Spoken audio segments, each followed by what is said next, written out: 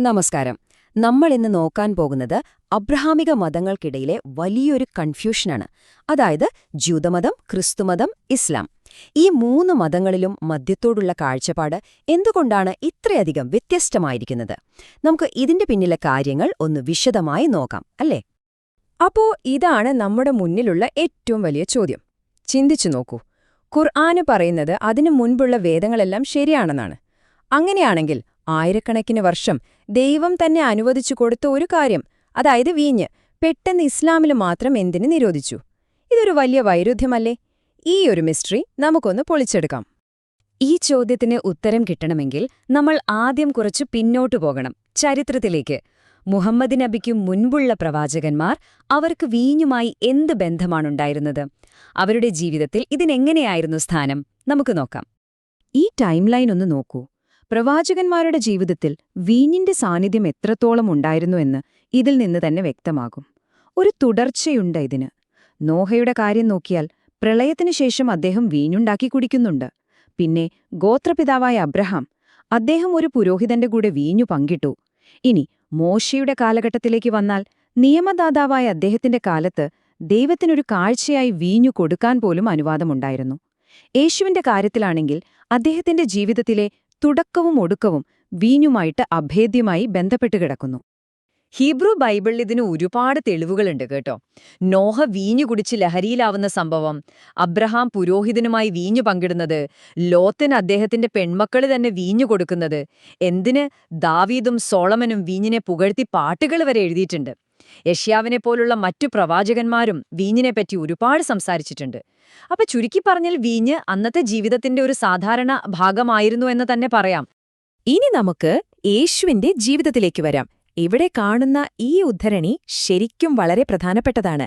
എന്നു വെച്ചാൽ യേശു ചെയ്ത ആദ്യത്തെ അത്ഭുതം തന്നെ കാനായിലെ കല്യാണത്തിന് വെറും വെള്ളത്തെ വീഞ്ഞാക്കി മാറ്റിയതാണ്. ഇതുമാത്രം മതി അദ്ദേഹത്തിന്റെ ശുശ്രൂഷയിൽ വീഞ്ഞിന് എത്രത്തോളം പ്രാധാന്യമുണ്ടായിരുന്നു എന്ന് മനസ്സിലാക്കാൻ. അപ്പോൾ തുടക്കത്തിലും മാത്രമല്ല, യേശുവിന്റെ ശുശ്രൂഷയുടെ അവസാനത്തിലും വീഞ്ഞിന് ഒരു നിർണായക സ്ഥാനമുണ്ട്. അതാണ് അന്ത്യാത്താഴം. അവിടെ വെച്ചു വീഞ്ഞ് സ്വന്തം രക്തത്തിന്റെ പ്രതീകമായിട്ടാണ് ശിഷ്യന്മാർക്ക് നൽകിയത്. പിന്നീടത് ക്രിസ്ത്യാനികളുടെ ഒരു പ്രധാനപ്പെട്ട വിശുദ്ധ ചടങ്ങായി മാറുകയും ചെയ്തു. ഓക്കെ, അപ്പൊ ഇത്രയും വലിയൊരു ചരിത്രവും പാരമ്പര്യവും ഒക്കെയുള്ള ഈ വീഞ്ഞ് പിന്നെ എന്തിനാണ് ഇസ്ലാമിൽ നിരോധിച്ചത്? ഇവിടെയാണ് കഥ മാറുന്നത്. ഇതൊരു പ്രത്യേക ചരിത്ര സാഹചര്യത്തിൽ വന്നൊരു നിയമമായിരുന്നു എന്നാണ് ഈ വിശകലനം പറയുന്നത്.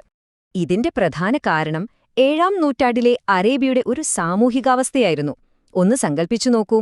അജ്ഞതയുടെ കാലഘട്ടം എന്നൊക്കെയാണ് അതിനെ വിശേഷിപ്പിക്കുന്നത്. മദ്യപാനം എല്ലായിടത്തും സാധാരണമായിരുന്നു. ഗോത്രങ്ങൾ തമ്മിൽ എപ്പോഴും യുദ്ധം. അങ്ങനെയുള്ള ഒരു സമൂഹത്തിലേക്ക് ഒരു പുതിയ ദൈവിക സന്ദേശം വരുമ്പോ അത് ശരിക്കും ഉൾക്കൊള്ളണമെങ്കിൽ ആളുകൾക്ക് സുബോധം വേണ്ടേ? അതുകൊണ്ട് തന്നെ ഇതൊരു പ്രായോഗികമായ, ഒരു താൽക്കാലികമായ നടപടിയായിരുന്നു എന്നാണ് വാദം. ഇതിന്റെ തുടക്കം കുറിച്ചത് ഖുർആനിലെ ഈ വാക്യമാണ്: ലഹരിയിലായിരിക്കുമ്പോൾ പ്രാർത്ഥിക്കരുത്. വളരെ വ്യക്തമാണല്ലേ? ആരാധനയുടെ സമയത്ത് പൂർണ്ണമായ ശ്രദ്ധയും ബോധവും വേണം എന്ന ആശയവുമായി ഇതിനെ നേരിട്ട് ബന്ധിപ്പിക്കാം. അപ്പോ ഈയൊരു നിയമം ശരിക്കും പുതിയതായിരുന്നോ? അല്ല. ഇതിനു മുൻപുള്ള വേദങ്ങളിലും സമാനമായ ഉദാഹരണങ്ങൾ കാണാൻ പറ്റും. അതായത് ദൈവിക സാന്നിധ്യത്തിൽ എപ്പോഴും സുബോധത്തോടെ ഇരിക്കണം എന്നതായിരുന്നു അടിസ്ഥാന തത്വം. പണ്ട് പുരോഹിതനായ അഹറോനോട് വിശുദ്ധ കൂടാരത്തിൽ കയറുന്നതിനു മുൻപ് വീഞ്ഞു കുടിക്കരുതെന്ന് ദൈവം കൽപ്പിച്ചിരുന്നു. അതേ ലോജിക് തന്നെയാണ് ഇവിടെയും. ദൈവിക ചൈതന്യം പേരുന്ന ആളായി കണക്കാക്കുന്ന മുഹമ്മദ് നബിയുടെ മുന്നിൽ വരുമ്പോഴും അനുയായികൾക്ക് പൂർണ്ണ സുബോധം വേണം. ശരി, ഇനി നമ്മൾ വരുന്നത് ഈ വിശകലനത്തിലെ ഏറ്റവും ഇൻട്രസ്റ്റിംഗ്, ഒരുപക്ഷേ ഏറ്റവും കോൺട്രവേഴ്ഷ്യലായ ഭാഗത്തേക്കാണ്. അതായത് ഖുറാനിലെ വീഞ്ഞിനെക്കുറിച്ചുള്ള വാക്യങ്ങൾക്ക് നമ്മൾ കാണുന്ന അർത്ഥം മാത്രമല്ല ഉള്ളത്, അതിനൊരു രഹസ്യ അർത്ഥം കൂടിയുണ്ട് എന്ന വാദത്തിലേക്കാണ്. ഒന്നോർക്കണം, ഇത് ഇസ്ലാമിലെ ഒരു പ്രത്യേക വിഭാഗത്തിന്റെ മാത്രം വ്യാഖ്യാനമാണ്. ഈ വാദം മനസ്സിലാവണമെങ്കിൽ നമ്മൾ ആദ്യം ബാത്വിൻ എന്നൊരാശയം എന്താണെന്നറിയണം.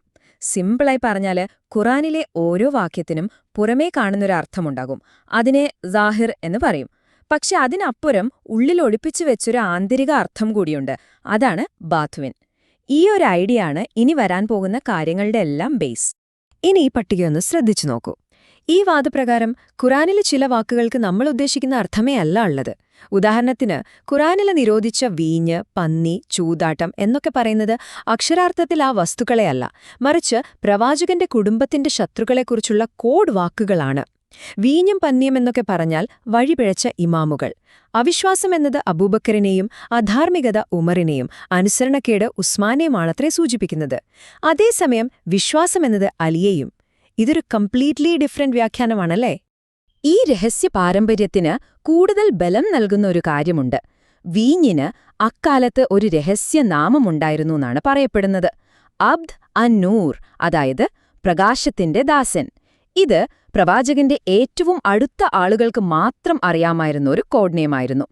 ഇത് സാധാരണക്കാർക്കുള്ളതല്ല, ഒരു ഇൻസൈഡർ നോളജ് ആയിരുന്നു എന്നതിന് ഇത് തെളിവായി അവർ പറയുന്നു. അപ്പോൾ ആർക്കായിരുന്നു വീഞ്ഞു കുടിക്കാൻ അനുവാദമുണ്ടായിരുന്നത്? ഈ വ്യാഖ്യാനം അനുസരിച്ച് ഈ നിരോധനമൊക്കെ സാധാരണക്കാർക്ക് വേണ്ടി മാത്രമായിരുന്നു. ആത്മീയമായി ഉയർന്ന നിലയിലുള്ള, മനസ്സിൽ വെറുപ്പും അസൂയയും ഒന്നുമില്ലാത്ത യഥാർത്ഥ വിശ്വാസികൾക്ക് ഇത് ബാധകമായിരുന്നില്ല. കാരണം അവരിൽ മദ്യം നല്ല സ്വാധീനം മാത്രമേ ചെലുത്തൂ എന്നും അവർ മുൻകാല പ്രവാചകന്മാരുടെ പാത പിന്തുടരുകയാണെന്നും ഈ വാദം പറയുന്നു. ഓക്കെ, അപ്പോൾ ഇതാണ് അവരുടെ വ്യാഖ്യാനം. ഇനി ഭാവിയിൽ എന്ത് സംഭവിക്കും? വീഞ്ചിന്റെ ഈ നിയമം എന്നെങ്കിലും മാറുമോ? നമുക്ക് നോക്കാം. ഇവിടെയാണ് ഈ വാദക്കാർ മറ്റൊരു പ്രധാനപ്പെട്ട ചോദ്യം ചോദിക്കുന്നത്. വീഞ്ഞ് അത്രയ്ക്ക് മോശപ്പെട്ട അശുദ്ധമായൊരു സാധനമാണെങ്കിൽ പിന്നെന്തിനാണ് ഖുർആൻ സ്വർഗത്തിൽ വീഞ്ഞിന്റെ പുഴകൾ തന്നെ വാഗ്ദാനം ചെയ്യുന്നത്? ചിന്തിക്കേണ്ട കാര്യമല്ലേ? ഏറ്റവും ശുദ്ധമായ സ്ഥലമായ സ്വർഗത്തിൽ അശുദ്ധമായ ഒന്നിന് എങ്ങനെ സ്ഥാനമുണ്ടാകും? അവരുടെ പ്രവചനത്തിന് അവർ നൽകുന്ന വിശദീകരണം ഇങ്ങനെയാണ്. സ്റ്റെപ്പ് ബൈ സ്റ്റെപ്പായി പറയാം. ഒന്നാമതായി, ഇമാം മഹ്ദി വരും. രണ്ടാമതായി, അദ്ദേഹം ഭരിക്കുന്നത് മുഹമ്മദ് നബിയുടെ നിയമങ്ങൾ വെച്ചു മാത്രമല്ല, മുൻപുള്ള എല്ലാ പ്രവാചകന്മാരുടെയും നിയമങ്ങൾ അനുസരിച്ചായിരിക്കും. മൂന്നാമത്തെ പോയിന്റ്, ആദം, മോശ, യേശു ഇവരുടെ എല്ലാം നിയമപ്രകാരം വീഞ്ഞ് അനുവദനീയമായിരുന്നു. അപ്പോ സ്വാഭാവികമായും നാലാമതായി ഇമാം മഹ്ദി വരുമ്പോൾ വീണ്ടും വീഞ്ഞ് ഹലാലായി പ്രഖ്യാപിക്കും. ഇതാണ് അവരുടെ ലോജിക്. അപ്പോ ഇതെല്ലാം കേട്ട് കഴിയുമ്പോൾ നമ്മുടെ മനസ്സിൽ വരുന്ന ഒരു വലിയ ചോദ്യമുണ്ട്. ഈ വിശുദ്ധ ഗ്രന്ഥങ്ങൾക്കൊക്കെ നമ്മൾ കാണുന്നതിനുമപ്പുറം രഹസ്യമായ അർത്ഥങ്ങളുണ്ടെങ്കിൽ അത് തുറക്കാനുള്ള താക്കോൽ ആരുടെ കയ്യിലാണ്? ആരാണ് ശരിയായ അർത്ഥം തീരുമാനിക്കുന്നത്? ഇത് നമ്മളെല്ലാവരും ഒന്ന് ആലോചിക്കേണ്ട കാര്യമാണ്.